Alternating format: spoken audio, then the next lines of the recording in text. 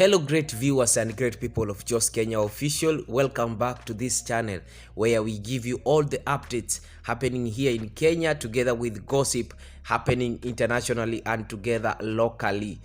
Welcome back. Good morning wherever you're watching this video from, as we give you this update from Mugithi singer Samidoh, who has now ended his US music tour in United States of America. Baada tu ya kuweza kumaliza US music tour yake, ameweza kutua katika maeneo ya Dubai, katika hospitali moja iliyoko maeneo ya Dubai, ambako ameweza kwenda kumtazama Kuria ambaye ni Gatundu South MP, ambaye kwa sasa ameweza kuwa akiugua kwa muda sasa. Kuria is undergoing treatment in Dubai after suffering a third-degree burn on his feet from a warm electric mat a few months ago.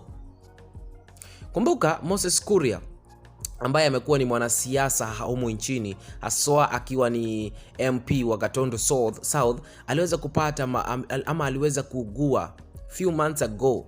Now, katika Instagram yake pamoja na Facebook yake, Samidoh ambaye ni the Kikuyu legend Mugithi singer aliweza kufika pale na kuweza kuandika maneno haya: we pray that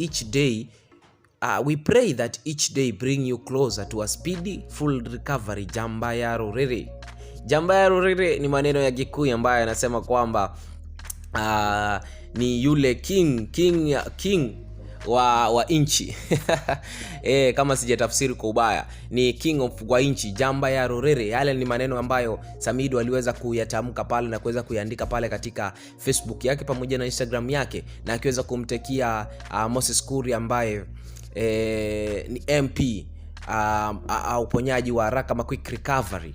Na sote tunajua kwamba sasa hivi Kuria ameweza kumiss sana, ameweza kumiss siasa, kwa sababu ukiangalia wanasiasa wengi hapa nchini sasa hivi washaanza siasa zao na kuweza kutangaza uwazi nafasi ambazo watakuwa wanawania mwaka wa 2022. Lakini kwa sasa Kuria bado amenyamaza kutokana na ugonjwa wake ambao sasa hivi umemweka kitandani kwa muda, lakini zaidi ya hivyo anazidi kupata amezidi kupata treatment katika maeneo tofauti, ikiwemo sasa hivi hapo katika hospitali moja iliyopo maeneo ya Dubai. Na letu hapa sasa kama Just Kenya Official ama Team Just Kenya Official tunamtakia quick recovery ama uponyaji wa haraka, ili aweze kurudi katika hali yake ya kawaida, pamoja na mafans wake wote, pamoja na watu wake wote ambao wanampenda. Wamesema kwamba quick recovery to him, we miss you Kuria ama MK, quick recovery to you hapa Just Kenya Official.